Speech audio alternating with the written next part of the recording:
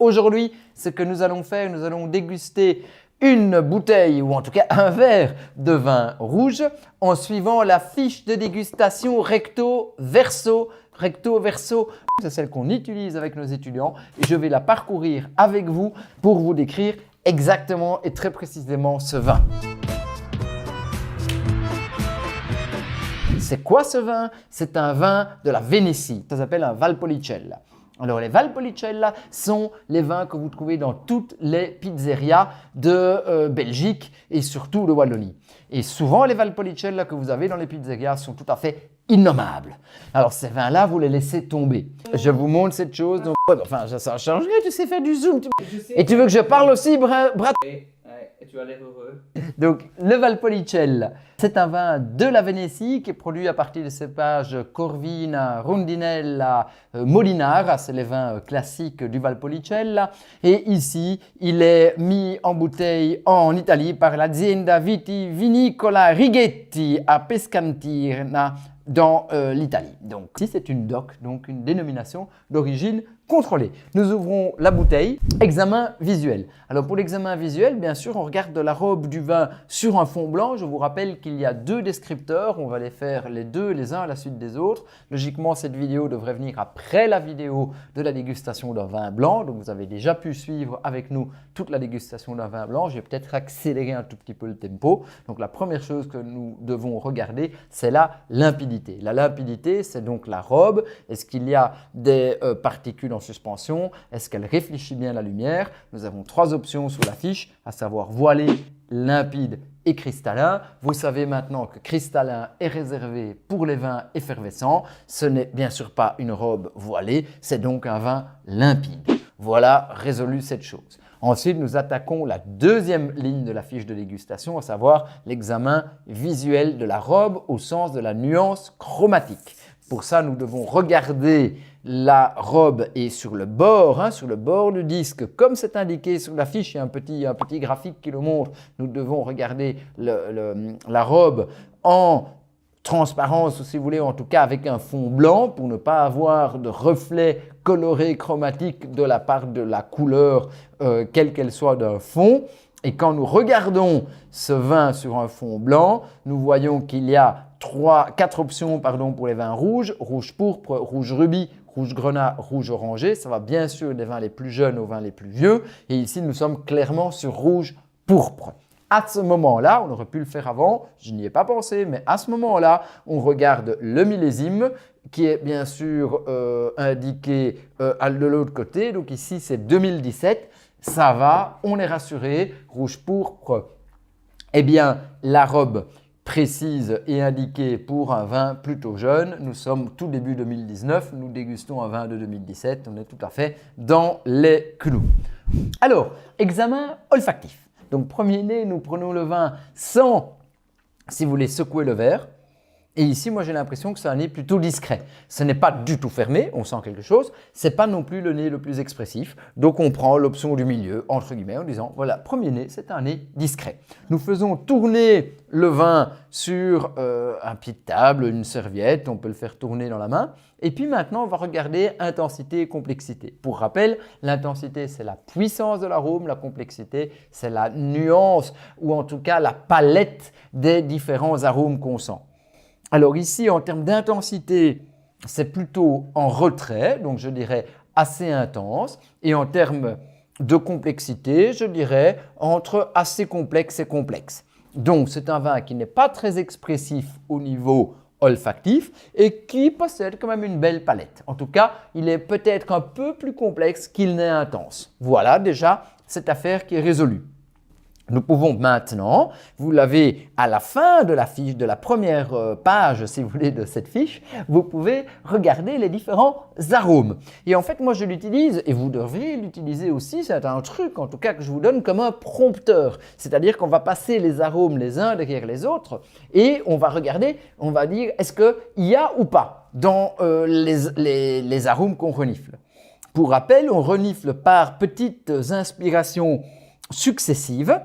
Et on sent des choses. Floral, clairement. C'est très très floral. Fruité, bien sûr. Un côté fruits rouges, voire fruits des bois. Végétal. il y a aussi un côté peut-être un peu plus justement poivron vert, un côté, des petites nuances que les spécialistes appellent des pyrazines. Hein. On avait vu ça sous la vidéo sur le Cabernet Franc de Saint-Nicolas de Bourgueil. Si jamais ça vous intéresse, vous pouvez revoyer cette vidéo et le bout de cela, il ne sait plus parler. Alors, minéral, on avait dit qu'on laisse tomber ce descripteur. Fermentaire, j'ai pas tellement le côté fermentaire. Moi, j'ai, pour revenir au côté fruité, plutôt les fruits frais, les fruits écrasés, voire une forme de gelée. Pas tellement la confiture, mais plutôt de la gelée. Balsamique, je l'ai un tout petit peu. Je l'ai clairement sur le côté empyromatique, donc je trouve qu'il y a des fines nuances. Oh là là, ça va mal, joli. Fines nuances de fumée et de grillé. Côté boisé est présent. Épices à 100% avec un côté réglissé très présent. Vanillé également. Pas d'arôme animal ou animalier et pas de défaut non plus. Donc on a quand même une belle nuance de différentes notes olfactive que nous avons senti avec un nez qui n'est pas le plus intense, mais en y allant petit à petit par inspiration successive, vous voyez que c'est assez facile. Nous pouvons maintenant prendre la fiche et nous la tournons. Alors, examen gusto-olfactif, c'est le moment que vous attendez tous, c'est-à-dire la description de ce bon Valpolicella. Alors, la première chose que vous devez décrire lors de l'examen gusto-olfactif, c'est l'équilibre. Pour rappel, comme c'est indiqué sur la fiche ici, l'équilibre d'un vin rouge se fait sur 3 composantes, acidité, alcool et tanin. Quel est l'équilibre de ce vin? Eh bien, il est clairement plutôt sur une composante acide et sur une composante tannique, la composante alcool étant peut-être un peu plus en retrait.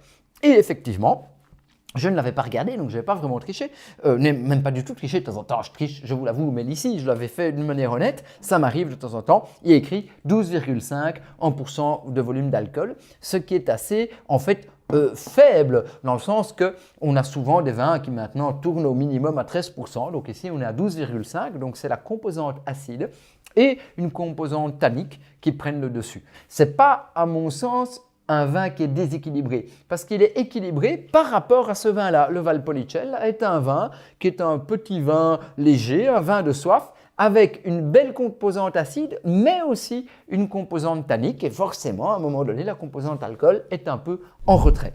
Nous allons maintenant mesurer la persistance aromatique intense, c'est-à-dire le temps que reste le vin en bouche une fois qu'on l'a avalé ou craché. Et pour cela, nous utilisons une montre à trotteuse. Et donc là, je connecte cette montre, je la regarde, mais d'abord je dois le mettre en bouche, je le crache et puis je compte le nombre de secondes.